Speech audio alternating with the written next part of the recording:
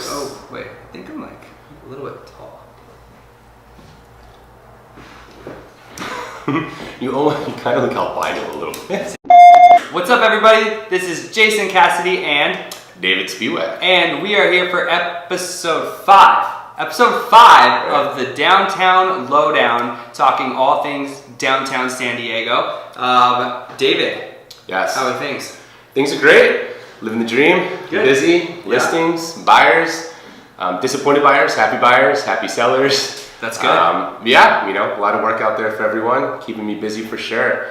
Busy's good in this business. Yeah. I feel like when I'm slow, that's when it's really bad. No, absolutely. I always find something to complain about. Either, so much to do, or I don't have enough to do. Yeah. it's just the industry. Yeah, we have 2 special shout outs we want to throw out there today before we get going too. I'll let you go first.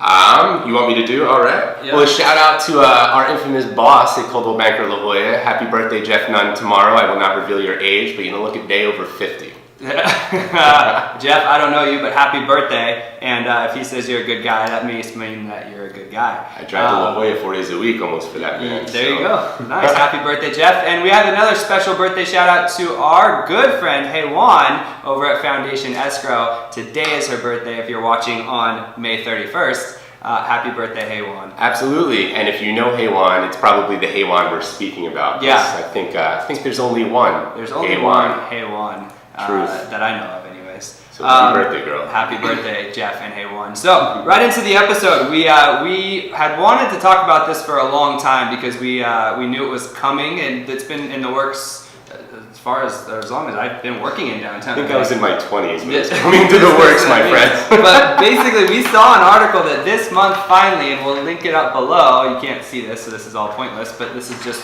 for us. That the plans for the East Village Greens Park have finally been submitted to Civic San Diego. So tell us about East Village Greens.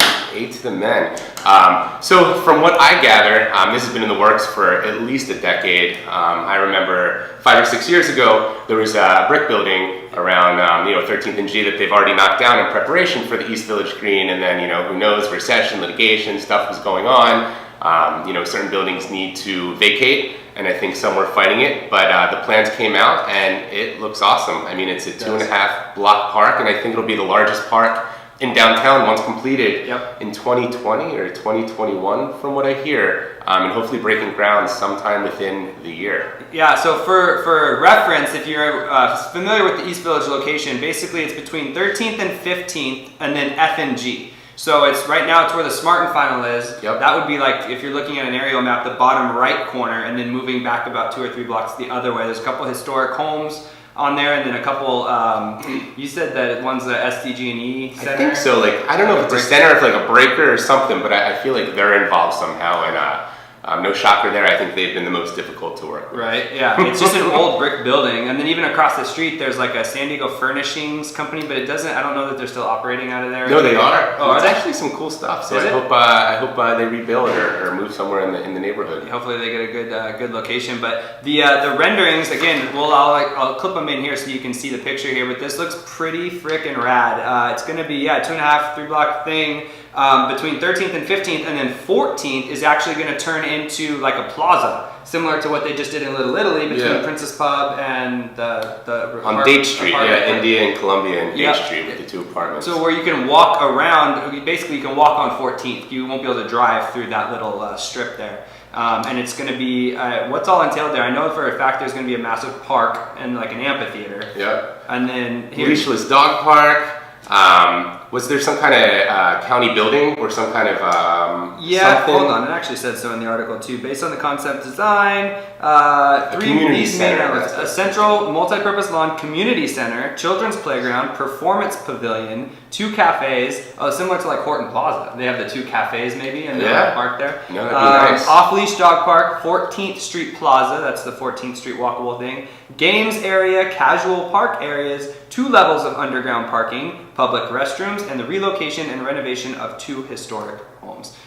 Can't Awesome. wait. So it's going to be a welcome addition for sure. Yeah. I hope the city treats it right. I think that's awesome with the parking too. Like we've talked about in previous episodes, parking is kind of an epidemic in the East Village a little bit, and so to add 2 levels of underground parking, kind of like the waterfront park. Yeah, 180 spots. But you know, waterfront park, a lot of the underground parking during the week is for the county administration people. Yeah. So I think this will be mostly open for the public. Yeah. So it is interesting. You know, you see the city saying sometimes how parking's not really a big deal.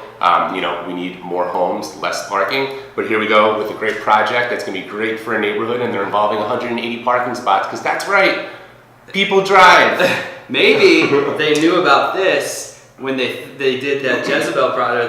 What is the Jezebel? You said it right. No, Isabel. Isabel project. So they knew that they were going to have the extra parking spaces here, so they didn't need them over there. Well, it's true. He did bring it up, but that's it's not your parking spots to tell people to park in. Guess Yeah. what? They don't even exist yet. So I hope they get built because developer shall be renamed nameless.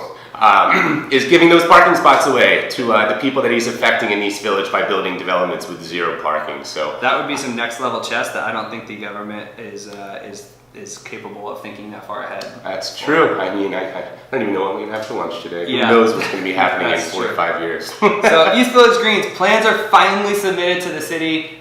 Fingers crossed, because that's going to be an awesome addition to right now what's basically a couple parking lots and a Smart and Final, which I mean, hopefully they can figure out where to go. But I mean, Right. we have a grocery store, so I don't care anyways. But right? Yeah, and it's right across the street from Albertsons as well. Yeah. People need to that's fine. think of where it's I from. like the park option a lot better. And so this thing's been 10, 15, who knows how many years in the works. It's finally got some traction. I'll put the link below to the Civic San Diego press release so you can read the article all about it as well. And any parting words for episode 5?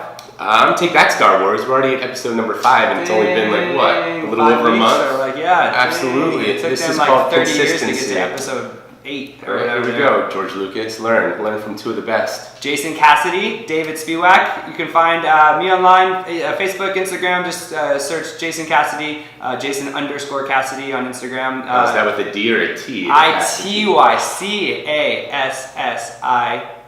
T-Y. And David Spiewak, S-P-I-E-W-A-K, I before E, except after C when the sound is long E, so easy peasy.